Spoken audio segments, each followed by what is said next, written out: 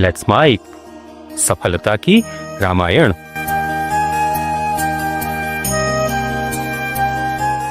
राम भगति जह सुर सरी धारा। आज हम तीर्थराज प्रयाग की चर्चा करने वाले हैं। वो तीर्थराज प्रयाग तो उत्तर प्रदेश में है। हम कर रहे हैं संत जहां आते हैं वहां तीर्थराज प्रयाग होता है। अच्छी बात है। अगर ये तीर्थराज प्रयाग है तो महाराज तीर्थराज प्रयाग में तो 3 नदियां हैं। यहां 3 नदी कौन कौन सी हैं, उन तीनों नदियों की चर्चा आज हम करेंगे। तो गोस्वामी जी ने कहा है,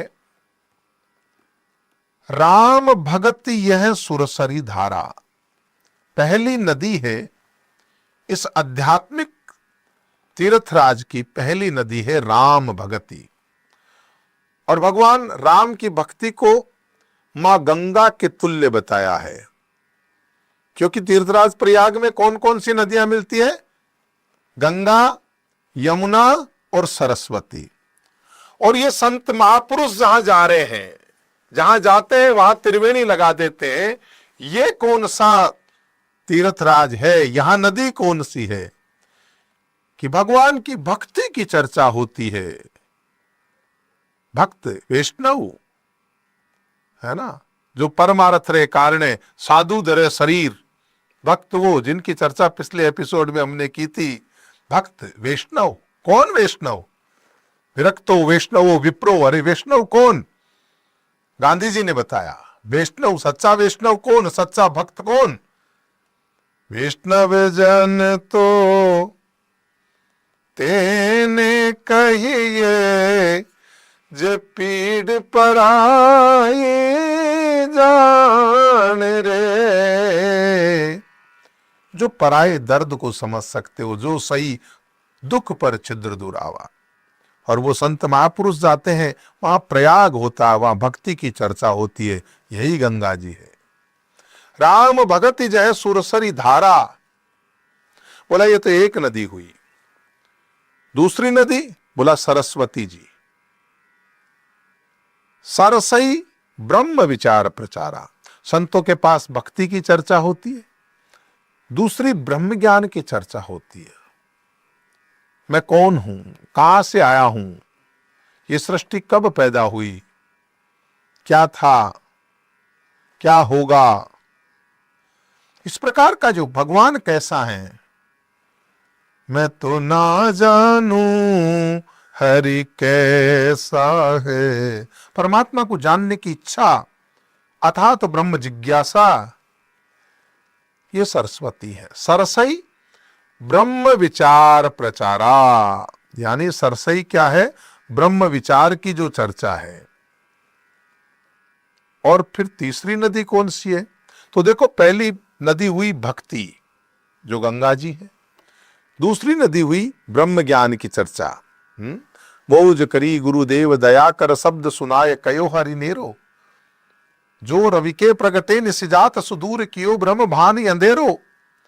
कायक वाचक मानस हो, गुरुदेव को बंधन मेरो। सुंदर दास कहे कर जोर के, मैं दादू दयार को हूं नित चेरो। सुंदरदास जी महाराज कहते हैं कि जिन्होंने ये बता दिया कि भगवान दूर नहीं है, ऐसा बोध, ये ब्रह्म ज्ञान है। उसके ऊपर फिर कभी विषय आएगा तब हम चर्चा करेंगे। यहां चर्चा इतनी करेंगे कि राम भक्ति है सुरसरी धारा। राम भक्ति इस संत रूपी तीर्थ प्रयाग की गंगा जी है। और ब्रह्म का विचार, ये मां सरस्वती है। अब विधि निषेध, यह कुछ बातें आती है कि देखो ये अच्छी बात है, ये करनी चाहिए, ये अच्छी नहीं है, ये नहीं करनी चाहिए। ये व्यवहारिक चर्चा है। सच पूछो, अध्यात्म में इनका कोई मतलब नहीं, व्यवहार में है। ये करो, ये न करो, ये लौकिक चीजें हैं। कई कर्म ऐसे हैं जिनको त्यागने की इजाजत है। कई कर्म ऐसे हैं जिन्हें करना चाहिए। और इसको हम कर्म कथा कहते हैं, कर्म कांड।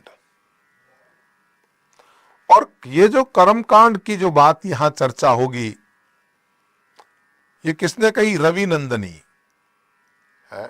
कर्म कथा रवि नंदनी वर्णी। तो क्या कहा? विधि निषेध मय कलिमल हरणी। जो ये कहते हुए कि ये अच्छा है, ये बुरा है, ये करना चाहिए, ये त्यागना चाहिए, ऐसा कह करके जो कली के मल को हरण करती है। आप अच्छा अपनाएंगे और बुरे का त्याग करेंगे तो आप निर्मल हो जाएंगे। आपको निर्मल बनाने का कोई काम करती है तो वो रवि नंदनी है। रवि नंदनी माने सूर्य की पुत्री है। सूर्य की पुत्री कौन है? यमुना जी। महाराज इसका नाम यमुना बोला, पुराणों के अनुसार ये यम की बहन है, यमी है। कहते हैं ना, जो सूर्य के वीर्य से संज्ञा के गर्भ से उत्पन्न हुई थी और संज्ञा को सूर्य के द्वारा मिले हुए श्राप के कारण पीछे से नदी रूप हो गई थी। और ये कहा था कि इस दिन जो भी तुम्हारे इस जल में स्नान करेगा वो यम दंड से मुक्त हो जाएगा। मालूम है वो दिन कौन सा था? वो दिन भैया दूज था। भैया दूज कहते हैं उस दिन जो व्यक्ति बहन के यहाँ भोजन करता है और उस बहन को कुछ दक्षिणा देता है, भेंट देता है, वो मंगल कारक होता है, आयुर्वर्धक माना जाता है।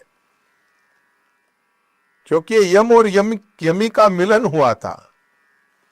ये यमराज की बहन है, रवि नंदनी है, सूर्य की पुत्री है, ये शनि की भी बहन है। इसलिए विधि निषेध में कलिमल हरणी। कलयुग के लोगों का बहुत ज्यादा भला करने वाली मां जमुना जी है। मल को हरती है, निर्मल बनाती है। कर्म कथा रविनंदनी वर्णी। तो तीनों नदी आ गई भाई।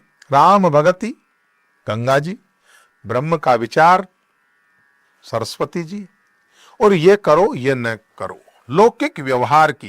क्योंकि हम प्रबंध के जो सूत्र बता रहे हैं वो यमुना जी में है, भक्ति में नहीं। भक्ति तो आनंद के लिए है, वहां कोई बंधन नहीं, कोई कर्म नहीं। आनंद मस्त फकीर करे हो आनंद नाही। अमीरी में ऐसी ऐसी भक्ति की ऐसी शोभा है बाप। ये तो ये जो हम प्रबंध के सूत्र, ये विधि निषेधमय कलिमल हरणी, कर्म कथा रविनंदन वर्णी। महाराज तीर्थराज प्रयाग केवल 3 नदियों से पूरा नहीं होता। हाँ अच्छी बात है। क्यों? बोला वहां वेणी और माधव है। आपने जो प्रयाग देखिए, वेणी माधव जो है वो कहां से लाओगे? तीनों नदियों का तो आपने उपमा लगा दी। गोस्वामी जी से कहा तीनों नदियां तो है, लेकिन यहां वेणी माधव कौन है?